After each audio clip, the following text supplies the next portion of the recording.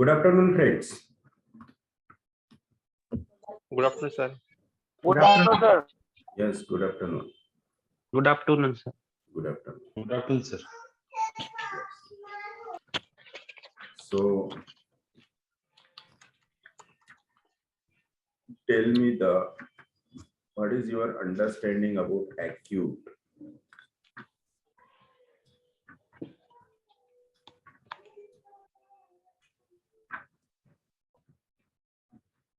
कैसे समझ रहा है, नहीं समझ रहा है?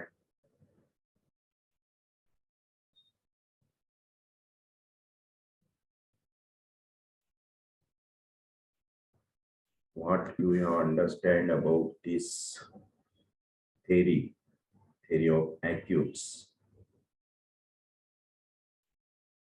So अभी तक हमने चार्ट एक्सप्लेन किया है, तो चार्ट आपको पूरी तरह से समझ में आया? उसमें कोई डाउट्स, क्वेरी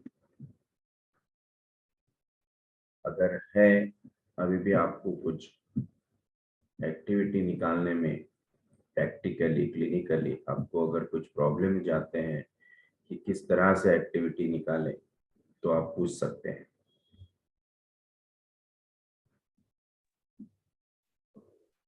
सर हम्म, एक क्वेश्चन था सर। बोलिए। सडन ग्रीफ अगर होता है जब किसी की Sudden? डेथ या कुछ सडन ग्रीफ किसी की डेथ वगैरह होती है सर, ओके, तो कुछ लोगों को सर वो रोते रोते थोडा अनकॉन्शियस हो जाते हैं. मराठीत आपण त्याला दातखिळी बसल्यासारखं होतं म्हणतो sir.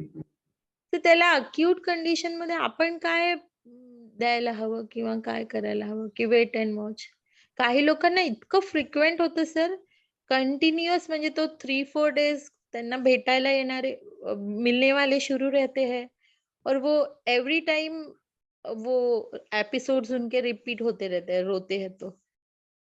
yes, that is because of the sudden grief, sudden shock. Yes sir. That is hysterical also.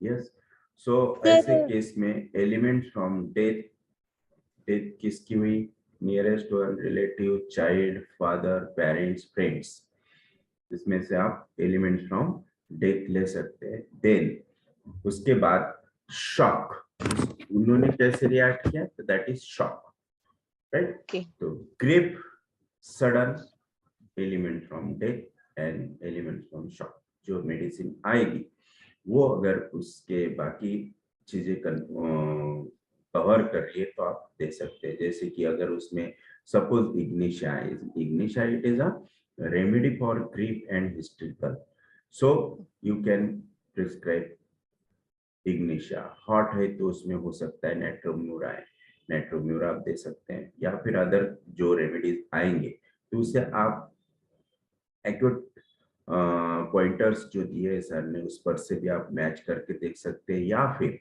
उसके डिस्पोजिशन मैच करके आप वो रेमेडी आप उनको प्रिस्क्राइब कर सकते हैं। Yes, Okay. तो हर चीज के लिए, हर बात के लिए, हर जो भी साइंस एंड सिम्टम्स होते हैं पेशेंट के, जो भी दिखते हैं, जो अनसीन होते हैं, जो हमें भी पता नहीं होते लेकिन पेशेंट प्रेजेंट करके जाता है, वो हर चीज के लिए होम्योपैथी में रूब्रिक्स है, रेपर्टरी में, और रेमेडीज है मट रेमेडिका में। Yes, Okay, sir. Thank you very much. Thank you, sir. so today we will discuss the scientific explanations of golden rules. तो कल हमने गोल्डन रूल्स देखे थे, नियर अबाउट 6-7 गोल्डन रूल्स है जो सर ने शॉर्टली वो चैप्टर नंबर 4 में एक्सप्लेन किए है। तो आज हम लेंगे chapter number 5, scientific explanation of the golden rules. तो इसमें mostly be a minimum prescriber, be a single remedy, single dose prescriber and thermal thrust access, तो ये इतना सर ने यहाँ एक्सप्लेन किया है। तो बी अ मिनिमम प्रिस्क्राइबर जो हमने कल यहाँ डिस्कस किया था कि मिनिमम प्रिस्क्राइबर कैसा होना चाहिए, कैसा होता है, तो शॉर्टली आप में से कोई भी एक इसे एक्सप्लेन करो। Be a minimum prescriber.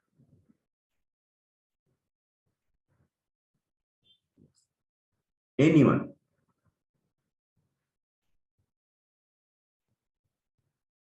Yes, unmute कीजिए, unmute. Doctor Subhash.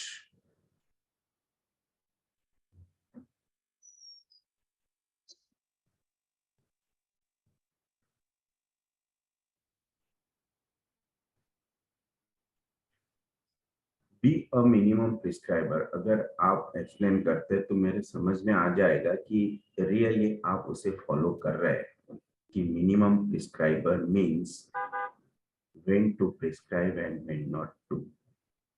It is not mean that कि एकदम कम से कम मेडिसिन देना, 10 ग्लोब्यूल नहीं 1 ग्लोब्यूल देना, ऐसा नहीं है उसका मीनिंग। उसका मीनिंग ये होता है कि हमें कहाँ प्रिस्क्राइब करना है, कहाँ नेसेसरी है प्रिस्क्राइब करने का और कहाँ नहीं है। That is unnecessary, to avoid the unnecessary prescription of medicine. Yes. So he who prescribes the least is the best homeopath. Yes.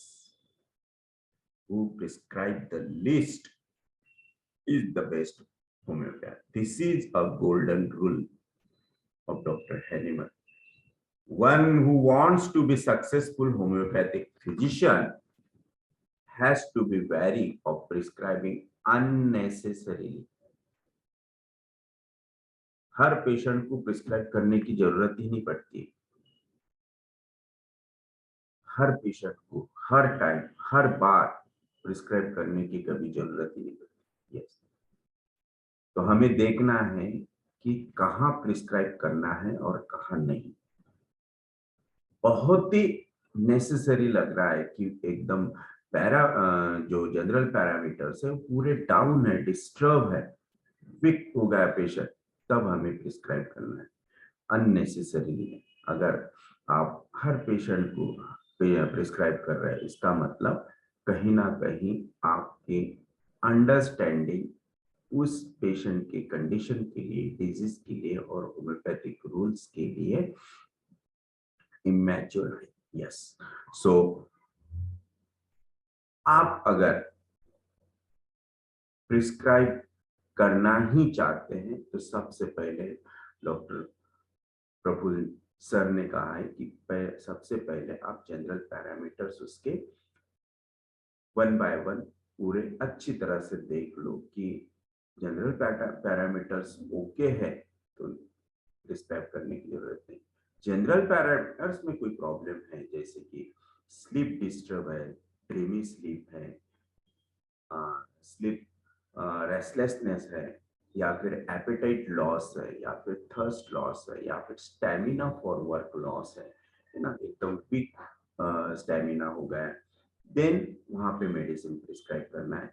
या फिर जब हम मेडिसिन प्रिस्क्राइब करते हैं किसी पेशेंट को तो नेक्स्ट टाइम फॉलोअप में भी बहुत से डॉक्टर्स अननेसेसरी रिपीटेशंस कर देते हैं, तो रिपीटेशंस भी नहीं करना चाहिए। उस वक्त भी हमें जो सर ने फर्स्ट जब मेडिसिन की एक्शन होती है और primary reaction of the body वहां पे आ जाती है, दैट इज द कुछ भी फीवर, कोल्ड, कोराइजा, इचिंग, ऐसा कुछ होता है, लूज मोशंस होते हैं, ऐसा कुछ भी होता है तो दैट इज गुड साइन। ऐसे पेशेंट में अगर ये रिएक्शन पेशेंट ने की है तो वेट एंड वॉच करना चाहिए। इसीलिए सर कहते हैं कि who prescribe the list is the best homeopath. आपको बेस्ट रिजल्ट तभी आएंगे जब आप मिनिमम प्रिस्क्राइबर बनेंगे। यस, और अच्छे होम्योपैथ बनने के लिए ये सबसे बड़ा गोल्डन रूल डॉक्टर हैनेमन ने दिया है। सो ही should in the first place be aware of when to prescribe and when not to. Yes, there are thousands of books on Matra Medica as well as organon and philosophy which give you indications of prescribing remedies. Her book में यही कहा है कि ये prescribe करो, वो medicine दो, इस कंडीशन के लिए ये मेडिसिन दो, उस कंडीशन के लिए वो मेडिसिन दो। हर कंडीशन के लिए मेडिसिन बताई गई है, हर सिम्टम के लिए मेडिसिन बताई गई है, हर कॉन्स्टिट्यूशन के लिए मेडिसिन बताई गई है, और हर बुक में मैट्रा मेडिका की यही लिखा है कि ये मेडिसिन दो, वो मेडिसिन। लेकिन ये ऐसा किसी बुक में नहीं लिखा है कि ये मेडिसिन कब देनी है, क्यों देनी है, हर पेशेंट को मेडिसिन प्रिस्क्राइब करनी है या नहीं करनी है. So there are thousands of books on Mater Medica as well as Organon and Philosophy which give you indications of prescribing remedies. None of these tell you when to prescribe, yes, and when not. So, but in my practice of 25 years, that has given me credit, and that to predictive credit is no prescribing or minimum prescribing. Yes. तो नाम इससे ही होता है. Yes. Sir ने यहाँ clearly कहा है कि 25 years सर ने प्रैक्टिस किया और सर इतने सक्सेसफुल इसी पॉइंट की वजह से हुए कि कब प्रिस्क्राइब करना है और कब नहीं. So both in acute as well as in chronic diseases. So paradoxical as it may sound, this golden rule of non-prescribing has a scientific base. So क्या scientific base होता है? So सर ने एक simple example यहाँ दिया है कि a patient having acute infective diarrhea come to me complaining, doctor, today in the third day of severe watery diarrhea. Yes, patient आया, but on the third day आया, 2 दिनों से लूज मोशन थे. Third day उसकी क्या condition थी? I have been suffering since 2 days. I have passed more than 25 to 30 loose stools, all liquid, almost transparent or sometimes yellowish. As soon as I would eat, I had an intense urge to run to the toilet. Yes. If there was a fraction of a second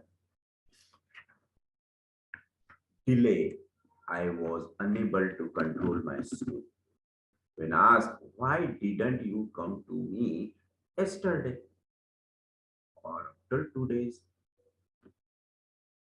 तो 2 दिन क्यों नहीं आया, अब third day क्यों आया patient, है ना? 2 दिन अगर 25 to 30 लूज मोशन उसे थे तो तब क्यों नहीं आया, अब क्यों आया? Yes. So this is the important point. Prompt come the reply. I had no strength to move about or not did have any control over my stool to wait in your clinic for 2 hours. So then how did you come today? Was my next question. He said, I just could not eat, drink since I had no desire to. Hence, I felt weak and drowsy since 2 days. Since yesterday, the number of stools have gone down. I could get the desire to eat. And today, since morning, I have passed only 3 loose motions. I have the energy to walk after a good night's sleep. And so I came to clear indication patient ने दे दिया है कि 2 दिन इतना weakness था, dullness था, loose motion थे, है ना, लाइक इनवॉलंटरी लूज मोशन थे कि 1 मिनट 1 फ्रैक्शन ऑफ सेकंड भी पेशेंट डिले नहीं कर पाता था, तो वो चीज निकल गई. आज उसका स्टेमिना बढ़ गया है, habit, desire for it, desire for food बढ़ गया. दैट्स व्हाई ही केम. इसका मतलब कि उसके बॉडी के इम्यूनिटी ने अपना काम कर दिया, है ना. Immunity now become strong. So जो टॉक्सिक मटेरियल था, जो टॉक्सिन्स बॉडी में थे, वो पूरे निकल गए, वॉश आउट हो गए.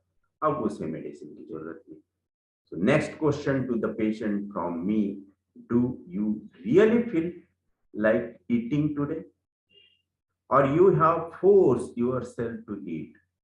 No, I had a real desire to take my breakfast today almost after 3 days. Yes, that means desire for food बढ़ गया, stamina बढ़ गया. It is always a good sign. So in the above case, the diarrhea which occurred was no doubt due to some infections or some toxins which were consumed with food. The body or the system of the human being is so made up that it tolerates no nonsense or no toxins or nothing which can cause harm to the person.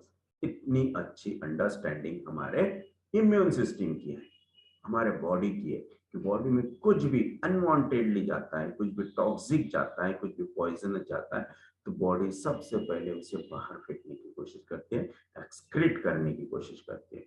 इतना तो हम भी नहीं सोचते और हम भी नहीं करते, हमें सब कुछ समझने के बाद भी। एक आधी बार हम भी जब पानी पीते तो पानी में कचरा जाता है, लेकिन बॉडी उसे नहीं टॉलरेट कर पाती। तो इतनी एक्सलेंट सिस्टम हमें नेचर ने दी है। So hence it has its own defensive mechanism which instantly starts throwing out the toxins in the gut by inducing hyperperistalsis, which appear to us as a diarrhea. Yes. So in fact, diarrhea, at least in this case, was a defensive mechanism of the body to cure itself. So excretion of toxins, loose stools, is the defense mechanism of our body. The cure was already taking place, and after the eviction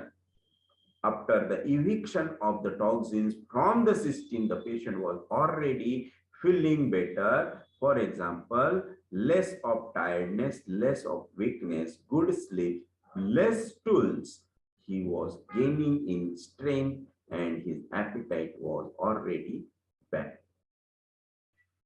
Yes. So overall, the general parameters of health in a human being, for example, desire to move, to work, to stamina, to desire to eat and sleep, are more important than the loose motions. Yes. If these parameters are better, then it goes without saying that the loose stool have to stop. Stop is a wrong word used here. What should happen is stool have to become normal. Yes. Loose stool stop नहीं हुए, stool become normal. Loose stay, loose stool थे, लेकिन अभी वो solid हो गए. That means loose stool stop नहीं हुए, loose stool change हो गए in consistency. That is the normalcy.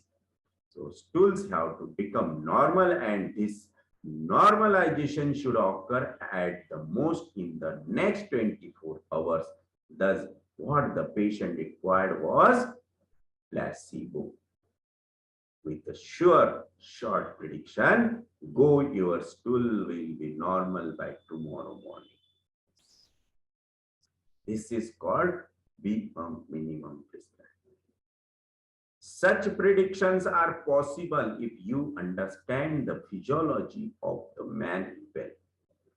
Yes, ये तभी समझ में आएगा जब हमें बॉडी का होम्योस्टेसिस क्या होता है, बॉडी का नॉर्मल कंडीशन क्या होता है, बॉडी का फिजियोलॉजी क्या होता है, ये अगर पता है, सब नॉर्मल स्टेटस हमें बॉडी के पता हो, तो हमें रूल आउट करना बहुत इजी हो जाता है कि what is disease condition and what is the health.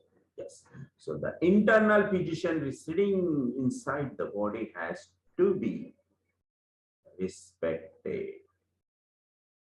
अगर आप बॉडी में जो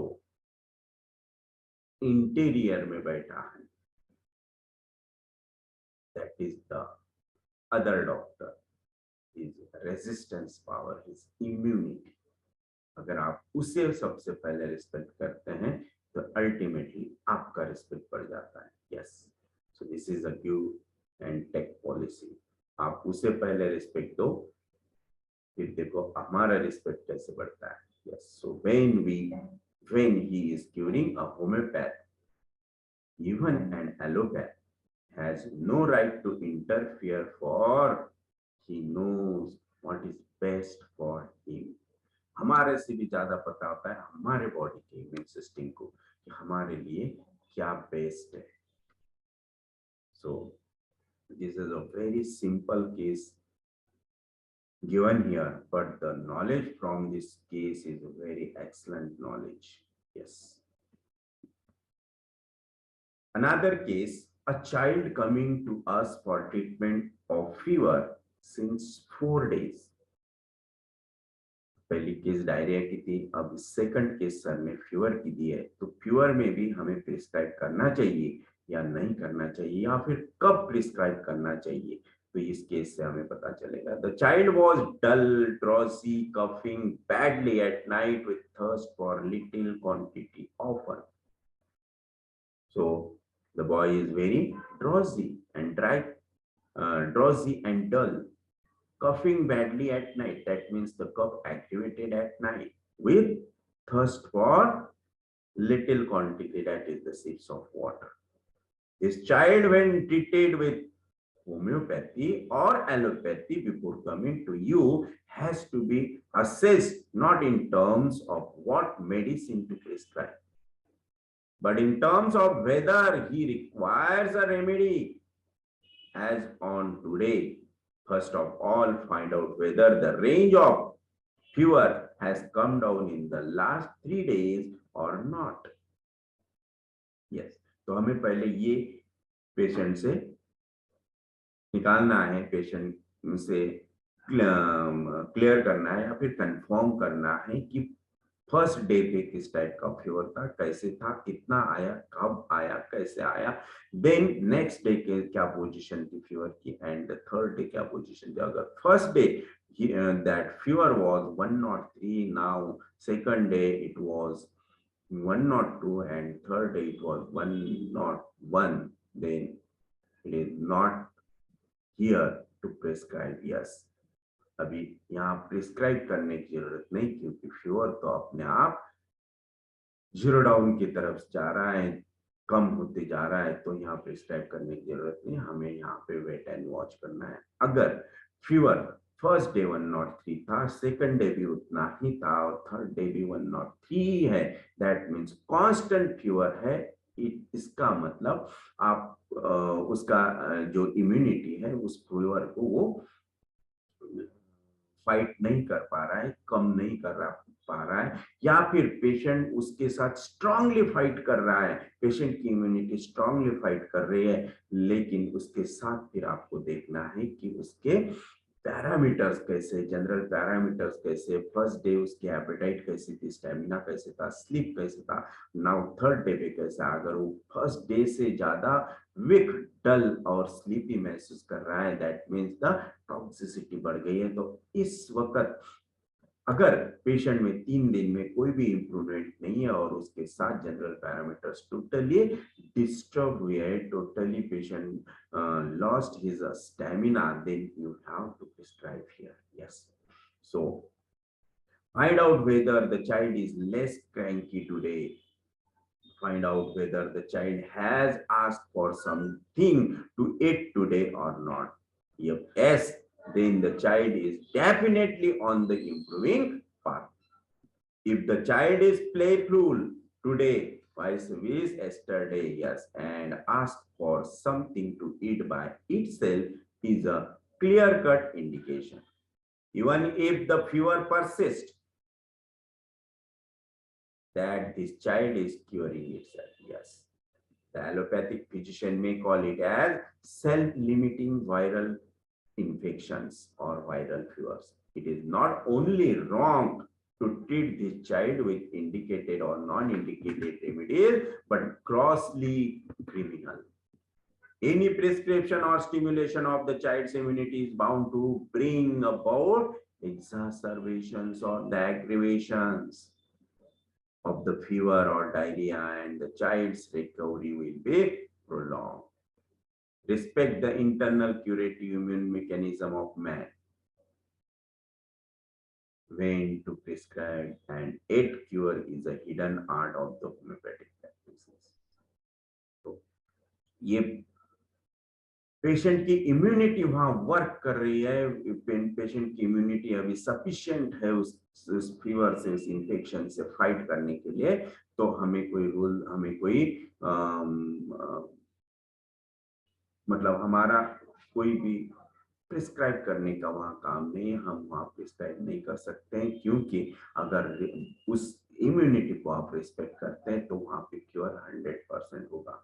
क्योंकि फर्स्ट चांस उसके इम्यूनिटी को देना चाहिए, हमारे को वहां प्रिस्क्राइब करने का कोई राइट नहीं है। यस, तो फिर सर ने कहा है कि वो एलोपैथिक हो या फिर होम्योपैथिक फिजिशियन हो, अगर इम्यूनिटी इन वर्क है तो forget, use the placebo and take the credit. Yes, so this is the be a minimum prescriber, the golden rule, जो हमें नेम फेम नॉलेजेबल फिजिशियन बताता है या बनाता है और नेम फेम बढ़ाने में हेल्प करता है। सो ये इट इज अ, सर ने कहा है कि it is a hidden art of homeopathic practice. Yes,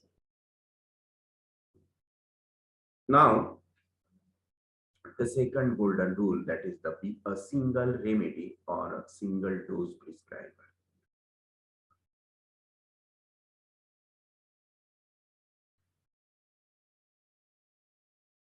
बहुत से डॉक्टर ऐसा भी करते हैं कि सिंगल रेमेडी तो देते हैं, लेकिन TDS देंगे, 2 आवरली 3 आवरली देंगे, फॉर 3 days देंगे, फॉर 8 days देंगे।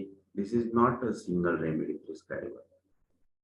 आप सिंगल रेमेडी दे रहे हैं, लेकिन रिपीटेशन कितना कर रहे हैं? आप उस डिजीज को क्योर कर रहे हैं कि इम्यूनिटी को स्टिमुलेट कर रहे हैं, वाइटल फोर्स को स्टिमुलेट कर रहे हैं। आप वहां पे वाइटल फोर्स को स्टिमुलेट नहीं कर रहे, उसको फोर्स कर रहे हैं कि उस फीवर को दबा दें। Yes, so if a homeopath wants to see miracles happening, if he wants to see typhoid fever vanish in just 24 hours, if he wants to see pneumonias clear up radiologically too within 48 to 72 hours, if you want to see 100 to 135 pus cells in urine disappear within 48 hours, or for that matter wants to surprise his allopathic counterpart, it is only possible with a single dose of a similimum, and the similimum is always a single remedy. Yes. So near about 200 pus cells 24 hours 48 hours में normal हो जाते हैं with a single dose and single remedy. If your prescription, your remedy, your selection is perfect. So doctors who prescribe mixtures, patents, and combination of such as ferrum phos, kali mur, natrum mur for fevers, or aloe podo crotontic for diarrheas are entirely not a fault for abandoning the very principles of the similia similibus curantur or the 7 cardinal principles of the homeopathy. Yes. So this is not a homeopathy. Patent, combinations, formulas, it is not a homeopathy. Yes. There has been up to date no real effort on the part of the homeopathic scientists to justify these principles scientifically, that is as much as or as far as science has advanced. Yes. Secondly, homeopaths practicing rightly have never expressed their views on how to stick to the cardinal principles. Yes. So cardinal principle किस तरह से follow करने, हमने तो ये first year में ही पढ़े थे, लेकिन फर्स्ट ईयर में पढ़ने के बाद भी हम उसे फॉलो नहीं करते, हम उसे समझ नहीं पाए इसलिए फॉलो नहीं करते। So cardinal principles and it get result. Thirdly, ego of other friendly neighbor homeopath is so big that he refuses to accept anything which another homeopath possesses and sticks to his own guns. Yes. तो अपने अपने तरह से, अपने अपने हिसाब से, अपने अपने माइंड सेट से ही वो प्रैक्टिस करेंगे। हैनीमन ने क्या कहा?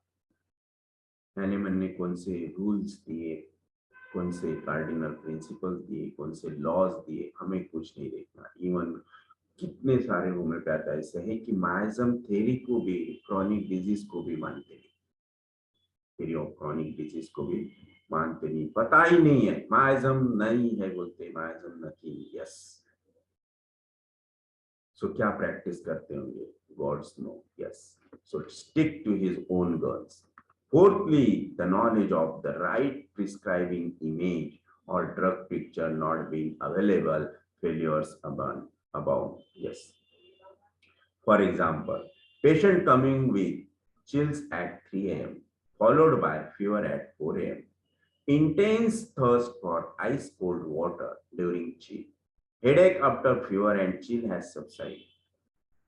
The patient lies dull, no sleep, though wants fan despite chilliness, no bone pains or body ache, does not complain much. When the case is analyzed and repertorized, like chill at 3 a.m., symptoms rubric which can be considered. Chill night, midnight after, and chill chapter time 3 hours. Same rubric 3 a.m. arsenic, complete repertory में 3 to 5 a.m. Kalika. Yes, 3 a.m. arsenic, 3 to 5 a.m. Kalika. Fever, succession of stage chill followed by heat 98. तो chill at 3 a.m.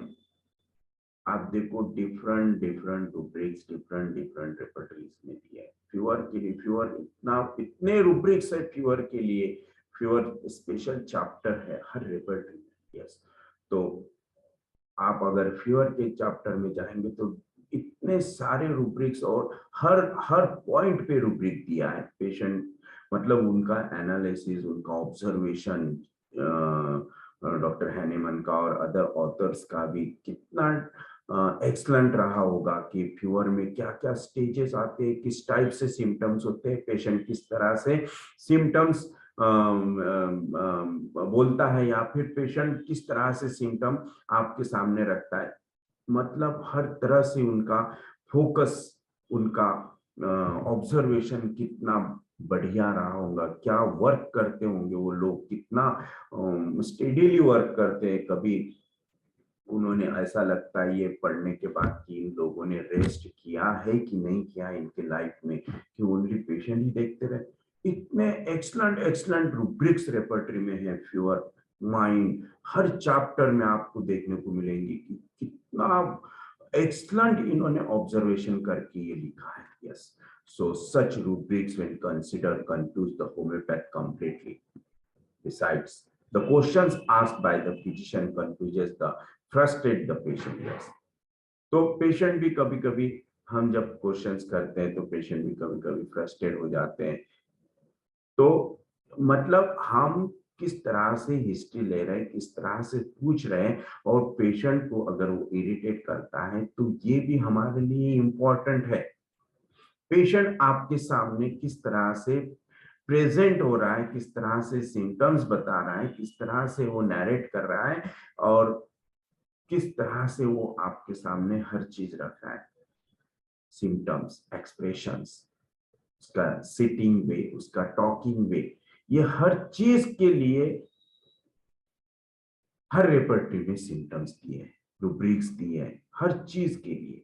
तो ये depend करता है कि आप जब history लेते हैं तो पेशेंट किस तरह से आपके सामने बिहेव करता है, रिएक्ट करता है। That is the disposition of this patient. अगर पेशेंट इरिटेट हो रहा है आप जब पूछ रहे तो उसके लिए भी सिम्टम रूब्रिक्स है ना, दैट इज द विजेकर संयोग से आयोटा का है।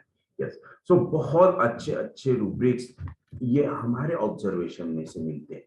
Yes, so the similar rubric, so beside the questions asked by the physicians confuses the and the frustrate the patient, the smaller rubric of chill followed by perspiration with thirst or without thirst and heat following chill and perspiration, whether it is before the heat or after the heat or chill, etc., are totally confusing with different repertories giving different versions and indicating different remedies. छोटे छोटे point पे rubric दिए, कंकोमिटेंट rubric दिए, aggravating rubric दिए, emulation के लिए rubrics दिए, fevers with thirst, fevers with perspiration, fevers without perspiration, fever with desire for work, desire for eating, हर चीज के लिए रुब्रिक्स है। अगर आप एक चैप्टर भी अगर आप अच्छी तरह से पूरे कंसंट्रेशन के साथ पढ़ते हैं ना, तो आपको पता चलेगा कि कितना डिफिकल्ट है ये, कितना डिफिकल्ट है फाइंड आउट करना, और वो हमें ऑलरेडी मिला है। यस, सो हमें तो ये चीज के लिए कोई वर्क नहीं करना पड़ा, हमारे पास सब कुछ होने के बाद भी हमें उस पे मेहनत करना, उस पे वर्क करना भी जान पे आता है। Yes, so the homeopath is taken on the wild goose chase. He lands up with 2, 3 or at a time 6 remedies being indicated commonly: chills, heat, thirst, and administer the mixture every 2 hourly or 1 hourly as the emergency demands. तो हम 4-5 remedy, बहुत से doctors ऐसा करते हैं कि 4-5 rubrics निकाल लेते हैं, उसमें 10 रेमेडीज आती हैं तो सीधा सीधा उसका कॉम्बिनेशन बना के दे देते हैं, लेकिन इतने भी एफर्ट्स नहीं लगाते कि इन 5 में से which is the perfect remedy. Yes, so this is because of lack of knowledge. The fever comes down gradually from 103 to 102 AR, 100 on the 3rd day and may disappear on the 4th day. The homeopath is pleased and happy that he has kept the patient away from anti-typhoid drugs or anti-malarial drugs, or at least away from an allopath. He does not realize that the fever has subsided because it had to subside. Yes, वैसे भी 3 दिन बाद fever automatically normal हो जाता है, और इन doctors को, इन homeopath को लगता है कि हमारे मेडिसिन से, हमारे कॉम्बिनेशंस की वजह से, हमारे पेटेंट की वजह से ये हुआ है। The viral or the bacterial infection had to run its course and the immunity was geared up again to gain equilibrium, और नॉर्मलाइजेशन वहां पे सेट हो जाता है। सो यस, और ये सब हुआ ऑटोमेटिकली, वहां मेडिसिन ने कुछ नहीं किया, आपके कॉम्बिनेशन में, आपके फार्मूला ने कुछ नहीं किया। I have in the beginning of my career practice in all these and other ways frantically trying to get result. I even admit of being so non-confident with so many drugs and so many repetitions that many cases were referred to the allopathic physicians, saying that serious diseases have no treatment in homeopathy. अभी भी कहते हैं लोग, अभी भी बहुत से doctors ऐसा ही मानते हैं, लेकिन ऐसा नहीं। You take a course of antibiotics, control the acute infection, then I will strengthen your immunity.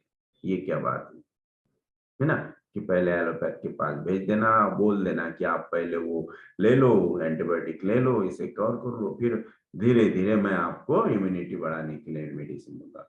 Immunity अभी बढ़ा दो तो डिजीज ऑटोमेटिकली क्योर हो जाएगा। नो, ऐसा नहीं करते। So I will strengthen your immunity, these words are not just mine.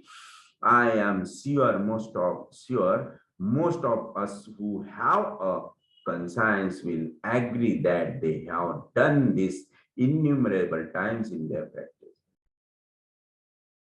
Yes, sir कहते हैं कि हर कोई ऐसा करता है, और मेरा विश्वास है कि हर किसी ने ऐसा किया ही होगा। Yes, but and this is a real but. When I started understanding the importance of treating man in a disease and not the disease in man, the whole world is changed. To treat disease, that is fever, I had to give so many medicines repeatedly to literally hammer down the fever or diarrhea, etc. To treat the man, I had to just stimulate the man with a single dose of minimum. I had to just perk up the immunity to just encourage the man come on fight the diseases. तो हमारा एक ही काम होता है और हमें एक ही काम करना होता है कि परफेक्ट सिमिलिमम फाइंड आउट करके वो सिंगल रेमेडी से, उसके सिंगल डोज से उस पेशेंट के ओनली इम्यूनिटी को परकअप करना है, स्टिमुलेट करना है और बाजू में हट जाना है. यस, दैट स्टिमुलेटेड और परकअप vital force will cure that disease, cure that constitution, cure that whole man. Yes. So हमारा इसके अलावा कुछ भी काम नहीं. हमारे मेडिसिन सर हमेशा कहते हैं कि हमारे medicine, our medicines never cure the disease. Our medicines only stimulate the vital force. So you will remember when we are seemingly doing this in modern medicine. Yes, it's when we vaccinate. देखो vaccination का जो principal है वो same homeopathic principal है. इस homeopathy से ही उन्होंने लिया है. So vaccination is homoeopathic in principle. We stimulate the immunity with an antigen which is either the bacteria in subclinical form और an immunogen which stimulates the bacteria which is injected inside the body. This stimulus procures a reaction in the body which subsequently develop antibodies to the antigen or bacteria and thus defend our body. It cures and protects by the reaction, not by action. Our homeopathic remedies, our homeopathic medicines also cure similarly by reaction, not by the action. Yes. तो हमारे homeopathic medicine की एक ही action होती है और वो होती है vital force. So now $1 million question is when allopaths can use homeopathic principle that is similia similibus curative that is inject tubercular bacilli for protection against tuberculosis and tetanus toxoid to cure tetanus. And for all this requires only 1 dose per month or even at the most 3 doses spread over the 6 months or 5 years to make the person healthy. Why? Oh, why? Should a homeopath whose science is based on this principle require repeated stimuli and repeated doses? Yes. जो ऐसा करते हैं ना उनका vaccination पे बहुत faith होता है, बहुत भरोसा होता है. यस, वो उनके बच्चों को पूरा वैक्सीनेशन किए हुए रहते हैं. फिर होम्योपैथी का भी सेम प्रिंसिपल है, सिमिलिया सिमिलिबस क्यूरेंटिव. सर का यहाँ कहना है कि फिर वो लोग इस प्रिंसिपल को ड्यूरिंग होम्योपैथिक प्रैक्टिस क्यों नहीं फॉलो करते? फिर यहाँ क्यों वो रिपीटेशन करेंगे, मल्टी डोज प्रैक्टिस करेंगे? Yes. So do the allopaths require 3 or 4 types of bacteria to be attenuated and injected together to give immunity to a patient from tuberculosis? Then and why do homeopaths require 2 or 3 or more remedies to be administered to boost the patient's immune system? If allopathic vaccination can work selectively, though with a single dose with single bacterial stimulus, the homeopath with his holistic approach has to cure following law of simplex and law of minimum dose. Yes. तो इस vaccination से भी बहुत बढ़िया law और procedure हमारे homeopathy में follow होती है कि किस तरह से, जैसे कि लॉ ऑफ सिंप्लेक्स है, लॉ ऑफ मिनिमम डोज है, किस तरह से मेडिसिन प्रिपेयर होती है, किस तरह से मेडिसिन का एडमिनिस्ट्रेशन होता है. It is very simple. Yes. और कितना अच्छा सर ने एक्सप्लेन किया है कि why the single dose and single remedy. Thus, by this method of single dose and single drug practice, one manages to adhere or two of the most important cardinal principles of homeopathy. By not using mother tinctures and sticking to dynamized single doses, the third law of drug dynamization is also adhered to. Yes, so these are the cardinal principles of homeopathy. जो ये सब principles follow करता है ना, उसे 100% result, name, fame अपने practice में मिलता ही है. Yes. So coming back to a case, the importance should never be given to chill. क्या कहते हैं sir? At the time of chill, the type of chill, the succession stages, the headache, the time of perspiration, the chill and shivering is a symptom of disease, or rather a general mechanism of heat production. It has manifested itself only when the patient is diseased. Yes. So अगर ये symptoms लेके हम prescribe करते हैं तो it is the prescription for disease, not the man or constitution. So chill or shivering occurs as a temperature increasing mechanism when primary motor center for shivering, situated in the dorsomedial position or dorsomedial portion of posterior hypothalamus, is excited by cold signals of skin and spinal cord. This results from feedback oscillation of muscle spindle stretch reflex. Yes, muscle spindle stretch reflex. Shivering causes body heat production to kill the bacteria or virus or the parasite. देखो body का कितना बढ़िया functioning है. This is a part of immune or defense mechanism of the body, and no doubt may be exhibited differently in different constitution. तो जो symptoms हमें fever में दिख रहा है, जो chills हमें फीवर में दिख रहा है, जो rise of temperature दिख रहा है, this is the defense mechanism of the body. But with the profuseness of malarial material available in the repertoire, all of which may not be reliable, one is bound to be confused. Yes. So बहुत से repertoire में, जैसे कि fever का chapter लेंगे तो उसमें बहुत सारे सिंपल और सिंगुलर रूब्रिक्स आप उसमें आपको मिलेंगे. बहुत छोटे छोटे बात के लिए भी रूब्रिक्स मिलेंगे, मेडिसिन मिलेंगे, लेकिन which rubrics, which symptoms are important and which not, तो ये हमें डिसाइड करना है, क्योंकि इतने सारे रूब्रिक्स दिए वो हमें कंफ्यूज भी करते हैं, कंफ्यूजिंग भी है कुछ कुछ. तो लेकिन अगर पर्टिकुलरली कुछ पेशेंट में पर्टिकुलरली कुछ दिख रहा है तो आपको वो पिकअप करना है. लेकिन चिल्स के लिए इतने सारे रूब्रिक्स है, फीवर्स के लिए इतने सारे रूब्रिक्स है, उसके एग्रीवेशन, एम्लोरेशन, कंकोमिटेंट्स, बहुत रूब्रिक्स है.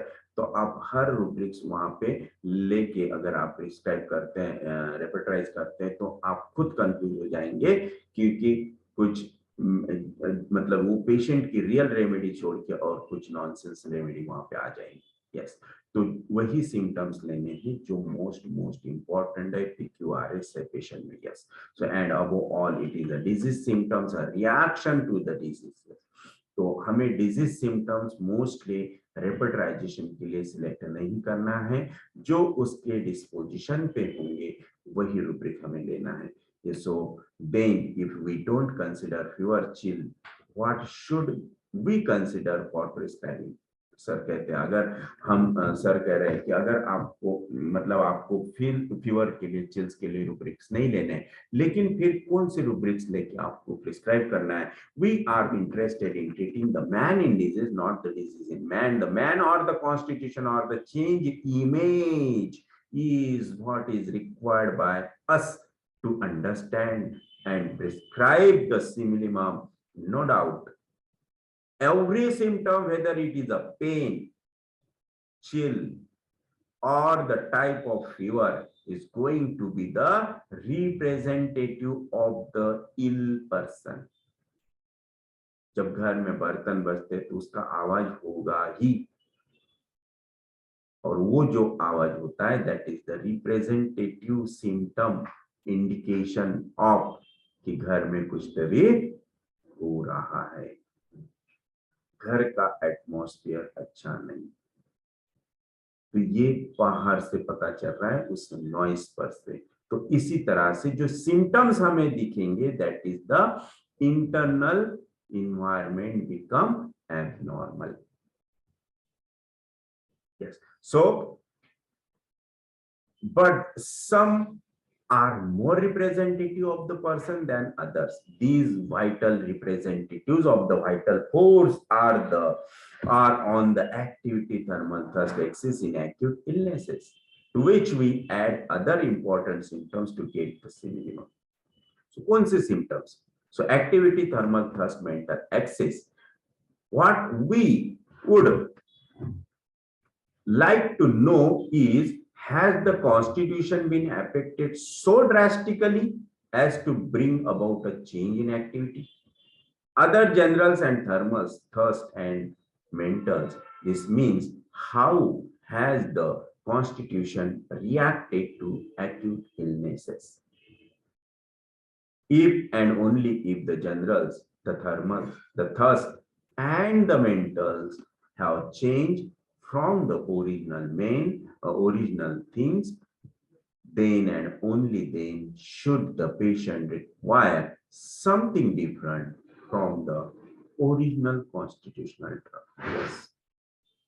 तो हमने इस पे पहले भी डिस्कस किया था कि क्रॉनिक केस का जो कॉन्स्टिट्यूशन था वो टोटली चेंज हुआ है या फिर चेंज हो गया है, तो वो जो चेंज हुआ है वो हमें यहाँ देखना है, कैलकुलेट करना है. Yes, so this means that if there is a change in activity of a person, the generals have change. If there is a change in tolerance to the heat and cold, the thermals have changed. If there is a change in water intake, that means thirst is changed.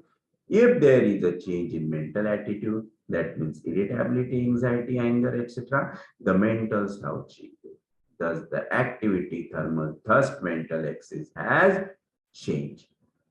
And this change is important to us. A new remedy which is similar to the new activity thermal thrust mental axis is required to bring about a cure on the basis of our cardinal principle of similia. Yes. So general activity. Why activity is important in assessing the change constitution is already explained in the previous chapter activity. Yes. तो जो activity change क्यों important है ये हमने पहले ही discuss किया है. तो इस तरह से ये चैप्टर सर ने यहाँ दिया है और आगे दिया है क्वेश्चन सर ने कि what to assess in activity. तो हमें एक्टिविटी में क्या एसेस करना है, जो हमने चार्ट में देखा था कि एक्टिविटी में क्या एसेस करना है. तो एक्टिविटी में हमें देखना है कि एक्टिविटी में क्या चेंज आया, एक्टिविटी में कौन सा चेंज आया, डलनेस है, रेस्टलेसनेस है या फिर नो चेंज है. तो डलनेस मतलब डलनेस अगर हो रहा है, activity become dull, that means activity decrease. Restlessness आया, that means activity increase. So activity में मेजर टू टाइप्स के चेंजेस हमें मिलते हैं, थ्री टाइप्स के चेंजेस हमें मिलते हैं, that is the activity increase and activity decrease, and the third one, that is the no change in activity, that is the normal activity. So ये जो एसेस इन एक्टिविटी है ये हम कल देखेंगे. तो अभी तक हमने जो लिया इस चैप्टर नंबर 5 में, तो इसमें से आप लोगों को क्या क्या समझ में आया, क्या नहीं आया, कोई क्वेश्चन है, कोई क्वेरी है, कोई डाउट है, तो आप लोग पूछ सकते हैं. क्योंकि हमारा टाइम होते आ रहा है, इसलिए हम जो एक्टिविटी एसेस है ये हम कर लेंगे. ओके, सो अभी आपको अगर कुछ पूछना है तो आप पूछ सकते हैं. हमारे पास 3 मिनट है. Yes,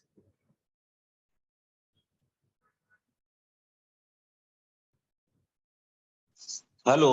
yes sir. हाँ सर, थैंक यू सर.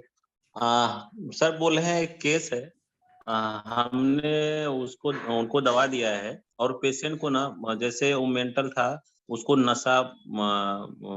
नशे की गोली खाता था, उस एल्प्रोक्सिन जो है, तो उसको खाने के बाद उसको थोड़ा रिलैक्स होता था, नींद आता था, नहीं तो उसको नींद नहीं आता था, बेचैनी आता था, भीड़ भाड़ से बहुत डरता था। तो दवा से काफी उसको इम्प्रूवमेंट हो गया। जहाँ पे वो एक पत्ते दवाई खाता था एलोपैथ की नशा के लिए, वो अभी एक आध टिकिया खाता है, 2 ठे खाता है, नहीं तो नहीं खाता है कभी कभी। तो उससे उसकी उस दवाई देने के बाद से उसका भूख भी बढ़ गया है, स्ट्रेन भी बढ़ा है, लेकिन वेट 1 केजी 1.5 केजी घट गया है। लगभग मैं दवा 1 डेढ़ महीने से दे रहा हूँ। और यही वेट कम हुआ है इसी। और एक उसको बैक में ना ट्यूमर आया है, बैक साइड में राइट में ट्यूमर आया है। तो ट्यूमर है कि सिस्ट है? नहीं, ट्यूमर है तो कहाँ पे है ट्यूमर? बैक में। मतलब किसी इंटरनल ऑर्गन में है या नहीं, फिर इंटरनल जस्ट? स्किन में ट्यूमर है। तो स्किन का ट्यूमर है एक्चुअली वो, या फिर डर्माइड सिस्ट है, या फिर क्या है वो? नहीं, डर्मोइड सिस्ट नहीं सर, जो मसल में होता है ना, जो बैक है, पीठ है, पीठ में डोर्सल जो रीजन है उसी में स्कैपुला, राइट स्कैपुला के बीलो में लेटरल साइड में है उसको ट्यूमर एक। तो तो ये आप दवा देने। एग्जैक्टली वो क्या है एक्चुअली, उसको देखिए एक्सरे या फिर सोनोग्राफी करके। वो लाइपोमा है, ट्यूमर है, हेमेंजियोमा क्या है, उसके पहले सबसे पहले उसको डायग्नोस कीजिए, रूल आउट कीजिए।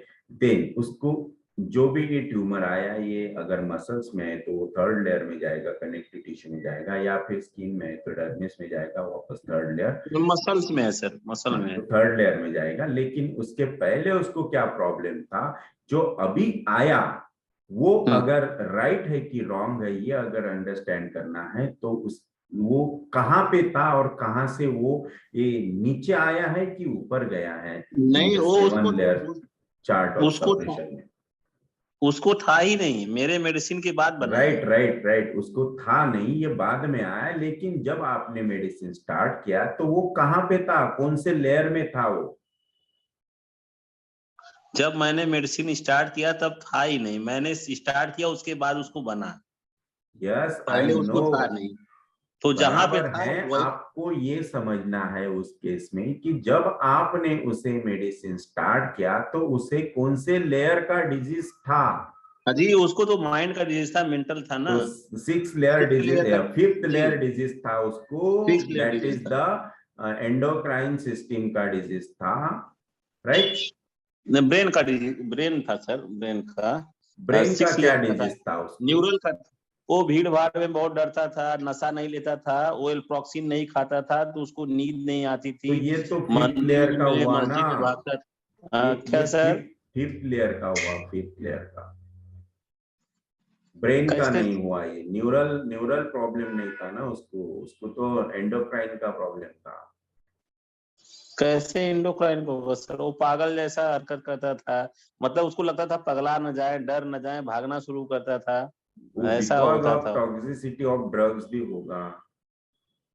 उसको एक्चुअली आज के 15 साल 10 साल पहले ना, वो उसको हाँ। शौक लगा था एक। उसके बाद शौक लगने के बाद उसको एक नियरेस्ट का पता लगा कि उसके पिताजी डेथ कर गए। तो हम्म सुनते ही ना, जबकि वो डेथ नहीं किए थे, उसी नाम का दूसरे के पिताजी डेथ किए थे। तो हम्म। उसको उस रात में कम से कम 50-50 बार वॉमिटिंग हुआ। और जो है बहुत सीरियस हो गया, और तभी से एलोपैथ की दवाई या न्यूरो को डॉक्टर दिखाना थक गया। लेकिन वो उसके बाद से उसको घबराहट, डर, बेचैनी, ये सब बहुत ज्यादा होता था, पल्पिटेशन, ये सब बहुत ज्यादा उसको होने लगा, नींद ना आना, नींद ही नहीं आता था। तो एलोपैथ के दवाई डॉक्टरों ने लिखा, तो एक गोली कुछ खाना था, लेकिन खाते खाते उसकी ऐसी कैपेसिटी बढ़ गई कि एक गोली जो है 16-16 गोली उसको खाना पड़ गया, पागल वाला हाल हो गया। वो मतलब सब पागल नहीं ठीक हुआ, है, लेकिन वो सब ठीक है। उसे सबसे पहले आपको ये देखना है कि पहले उसको कुछ पैथोलॉजिकल कुछ था क्या, नहीं है ना? कोई पैथोलॉजी नहीं, उसको सब फिजियोलॉजी क्योंकि है। अगर उसको 6-7 लेयर का डिजीज था, लाइक सिजोफ्रेनिया या फिर कुछ साइकोलॉजिकल प्रॉब्लम, साइकोलॉजिकल प्रॉब्लम था सर, हाँ, तो सिजोफ्रेनिया नहीं था। साइकोलॉजिकल क्या प्रॉब्लम था पहले वो डायग्नोस कीजिए, फिर हमें पता चलेगा कि एक्चुअली जो मसल्स में ट्यूमर आया it is a good sign, क्योंकि जो साइकोसिस उसके माइंड में था वो निकल के बॉडी में आया, राइट? लेकिन जी वो सर। ट्यूमर किस टाइप का है पहले उसे भी रूल आउट कीजिए, है ना? कि वो जी। मैलिग्नेंट है कि बिनाइन है। हाँ यही तो डरा दे रहा है माइग्रेन करके। हाँ, तो वो पहले आप रूल आउट कीजिए तो पता चलेगा राइट है कि रॉन्ग है। यस, क्योंकि अगर उसको उससे पहले जो प्रॉब्लम था वो कुछ पैथोलॉजिकल लेवल पे होगा तो इट इज गुड साइन कि वो उसको एंजाइटी घबराहट होता था, वो भागने लगता था, किसी मंदिर में जाता था या मस्जिद में जाता था तब उसको शांति मिलती थी, अकेले रहने में अकेला रहना चाहता था, भीड़ में रहने से बहुत दिक्कत होती थी, जान निकल जाएगा, ये सब मेंटल एंजाइटी ये सब बहुत ज्यादा था, इसीलिए एल्प्रोक्सिन वो खाता था। ये तो अगर सिजोफ्रेनिक हिस्टेरिकल प्रॉब्लम होगा तो ये 7th लेयर में जाएगा, 6 में नहीं। अच्छा सर, लेकिन इसके ये सब ना बहुत राहत हो गया, मेरा जो टेंशन है ना उसका वेट करा 1.5 kg कम हो गया है। वो होने और दो 2 ना, उससे महीने कोई से फर्क लगभग नहीं पड़ता, वो होने दो, उससे कोई फर्क नहीं पड़ता। उसका भूख भी बढ़ गया, स्ट्रेन भी बढ़ रहा है, तो हम संतुष्ट है, लेकिन जनरल पैरामीटर्स ओके है तो इससे कोई फर्क नहीं पड़ेगा, वो होने दो, उससे कोई फर्क नहीं पड़ता है। पहले ये देखो कि उसके जनरल पैरामीटर्स ओके है, patient is improving, mentally patient is feeling better, then it's okay. जी जनरल पैरामीटर पहले से बेटर हो गए हैं।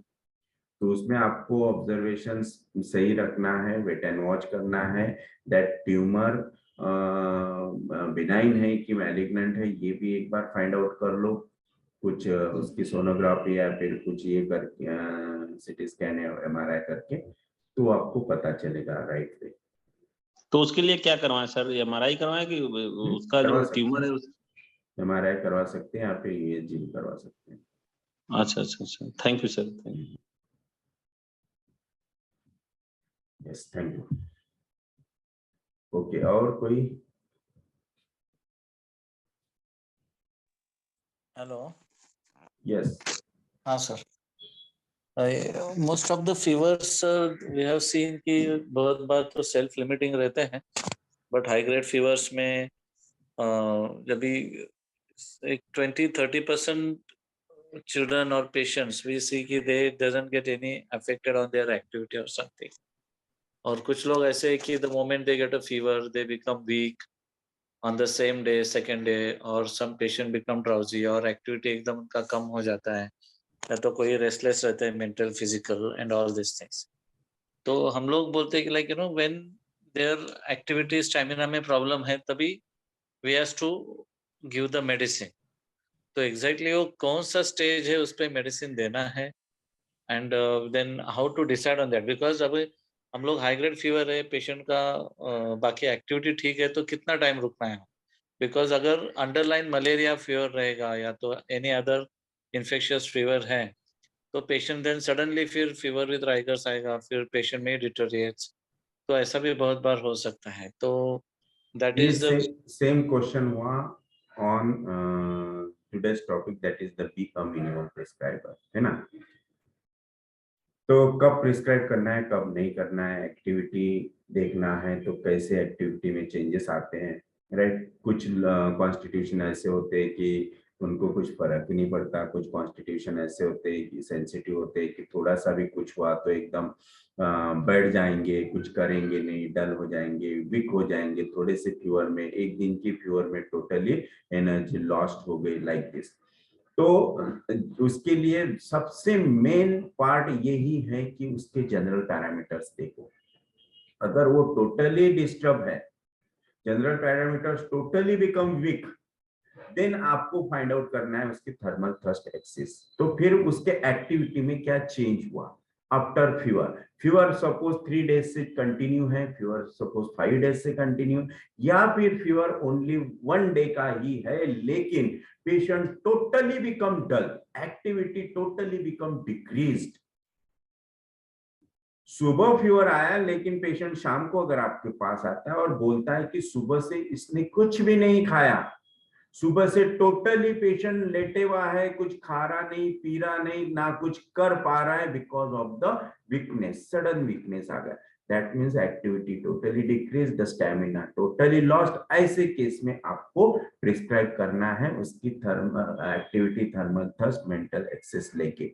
तो उसमें आएगा आपको एक्टिविटी में नो एक्टिविटी में एक्टिविटी डिक्रीज में डलनेस, डलनेस के बाद उसमें देखो फिर थर्मल थ्रस्ट, उसके बाद कुछ पॉइंटर्स जो उसके प्रेजेंट होंगे वो लेके आपको उसकी मेडिसिन सिलेक्ट करनी है, लाइक दिस। यस, बराबर है। Right, sir. Yeah. Thank you. Yes, Raut ji बोलिए। Good afternoon sir.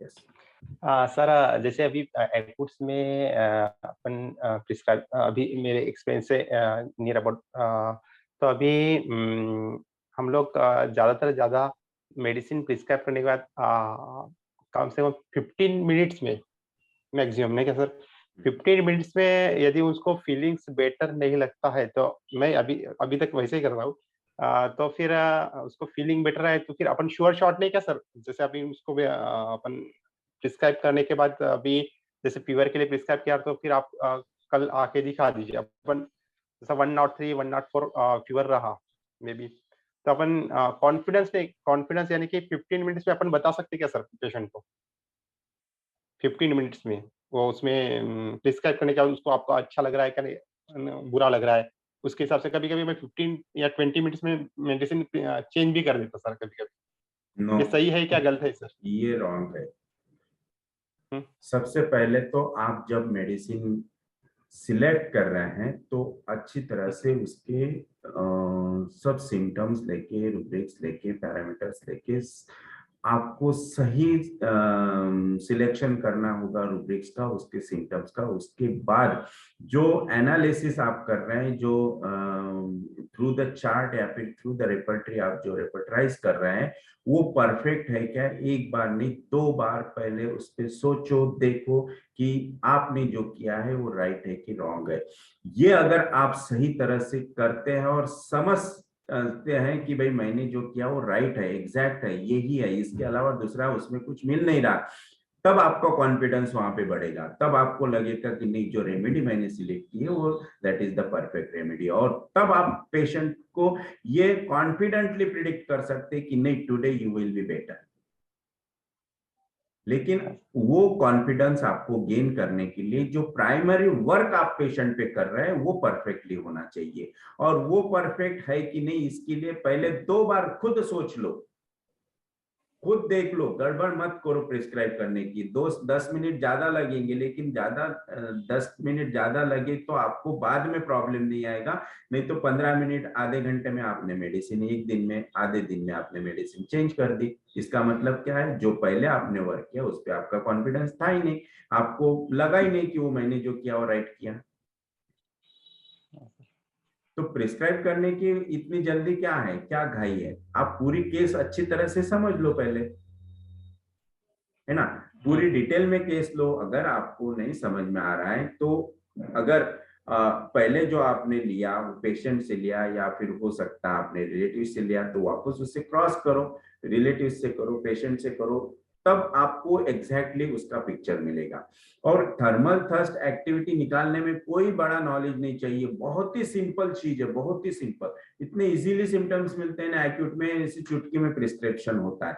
लेकिन वो कॉन्फिडेंस आने के लिए, जो मतलब पेशेंट देखा, 2-3 सिम्टम पूछे और प्रिस्क्राइब की, ये कॉन्फिडेंस आने के लिए आपको पहले बहुत स्टडी करना पड़ेगा, उस पर बहुत सोचना पड़ेगा, देखना पड़ेगा, पेशेंट्स देखने पड़ेंगे। यस हाँ सर, कभी-कभी वो पूरा का पूरा ट्रायंगल मिलता नहीं सर, कभी-कभी नहीं क्या? तो जो सर बराबर ने है, बराबर, बताया। बहुत से पेशेंट में नहीं मिलता है, लेकिन वो जरूरी नहीं कि वो ट्रायंगल ही आपको मिले। आप उसके डिस्पोजिशंस भी देख सकते हैं ना, कि आप, हम जो प्राइमरी मेडिसिन पढ़े हैं, मतलब जो फर्स्ट ईयर सेकंड ईयर में, या फिर जो लाइक बोरिक, बहुत से डॉक्टर्स बोरिक बुक रेफर करते हैं, तो बोरिक में भी सिम्टम्स दिए, अलेंस की नोट में भी कुछ सिम्टम्स दिए। ऐसा नहीं है कि सर ने जो पॉइंटर्स दिए आपको एग्जैक्टली वही मिले, लेकिन ये बुक्स का नॉलेज भी हमारे माइंड में होता ही है, हर ड्रग के लिए हमारे माइंड में वो नॉलेज है। तो एटलीस्ट उतना एक छोटा सा पिक्चर हमें पता होता है कि एक्रोनाइट इस टाइप का होता है, बेलाडोना इस टाइप का होता है, चाइना इस टाइप का होता है, सीना इस टाइप का होता है। तो वो पिक्चर आप मैच करो। अगर आपको पॉइंटर्स नहीं मिल रहे तो वो पिक्चर के थ्रू आपको लग रहा है कि ये पेशेंट इस मेडिसिन का ही है, तो अदर वे आप उसको कंफर्म कर लो फिर उसके डिस्पोजिशन में जाके, या फिर सर के पॉइंटर्स में, सर के जो पॉइंटर्स बुक में दिए हैं थोड़े से, और सर ने उसको एक्सप्लेन भी किए हैं, वो पॉइंटर्स में जाओ, क्योंकि 3 पॉइंट देने के बाद भी सर ने उसे और नीचे पॉइंट्स देके उसे एक्सप्लेन भी किया है, तो वो पॉइंट्स देखो, 100% आपको वो राइट रेमेडी मिल जाएगी। Okay sir, yes thank you sir. Yes, thank you. और इसके अलावा भी अगर आपको और नॉलेज चाहिए तो फिर कंकॉर्डेंट मट रेमेडी का पढ़ा करो। ये स्टैट प्रिस्क्रिप्शन के लिए बहुत बहुत जरूरी, बहुत इंपॉर्टेंट बुक है कंकॉर्डेंट मट रेमेडी। लेकिन सर उसका 2000 पेजेस है। तो 2000 एक दिन में थोड़ी पढ़ना है एक दिन में एक ही ड्रग पढ़ो ना है ना। डेली अगर आप शपथ खा के बैठते हैं कि मैं डेली एक ड्रग पढ़े बगैर खाना नहीं खाऊंगा, तो देखो एक साल में आप 360 ड्रग पढ़ लेंगे, राइट। और उसमें मुझे नहीं लगता 360 ड्रग्स होंगे करके मतलब एक साल में पूरी किताब पढ़ी जाएंगी, नेक्स्ट ईयर वापस पढ़ना शुरू करो